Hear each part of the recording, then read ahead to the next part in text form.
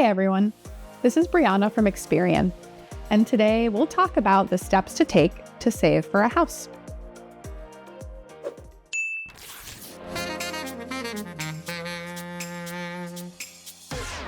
The number one thing to do when you're thinking about saving for a house is figure out exactly how much you'll have to save. And that means looking beyond the home's purchase price. Think, for example, about how much you're going to make for a down payment. While 20% or more is ideal, a lot of mortgages require a down payment of less than that. You can also think about closing costs, which add up to 2% to 5% of the home's purchase price. And think about moving costs, how much it'll cost to pack up all your stuff and transport it to your new home. Depending on where you live and how large your home is, it could cost thousands of dollars to do so. Next, review your budget. That means taking an inventory of your income and your expenses and seeing how much flexibility you have in your budget to start saving for a home now.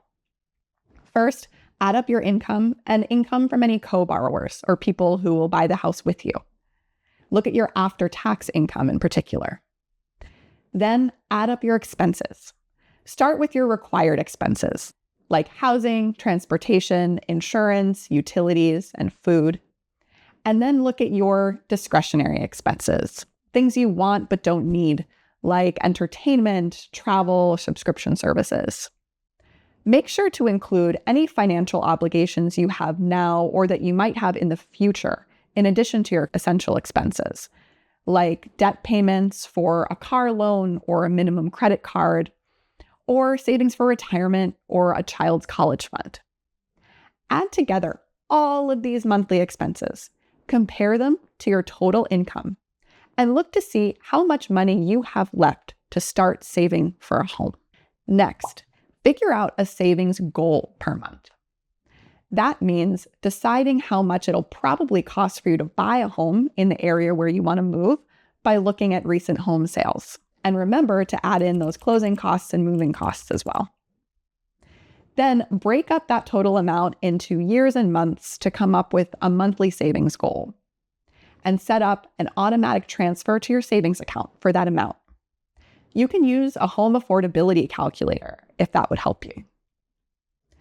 Now it's time to figure out what type of savings account is best for you. One great option is a high yield savings account. And this is a type of savings account that has higher interest rates than the traditional savings account. They're available at online banks, credit unions, and traditional banks. And online banks often offer the highest interest rates. But take a look at the fees they charge as well to make sure you're getting a good deal. Also consider a certificate of deposit. This is a type of savings account where you'll lock up your money for a certain amount of time, like 6 months or 2 years, and you'll get a higher interest rate on that savings deposit as a result. However, you will pay an early withdrawal penalty if you take out the money before the term ends. You can also put windfalls like tax refunds or inheritances toward your savings goal, or receive gifts from friends and family. Make sure, though, if you get a gift from a friend or a family member, that you get a gift letter outlining exactly how much you'll receive from them, because you may have to provide that gift letter when you apply for a mortgage.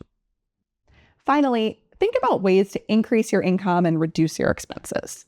You can negotiate a raise, take on a part-time job or a side hustle. You can also lower your expenses by canceling subscriptions or memberships you don't use, planning your meals so that you eat out less, and even moving into a lower cost housing situation before you move into your new home so that you can save more per month. For more information on how to make your home ownership dreams a reality, check out the link in the description box. Happy saving!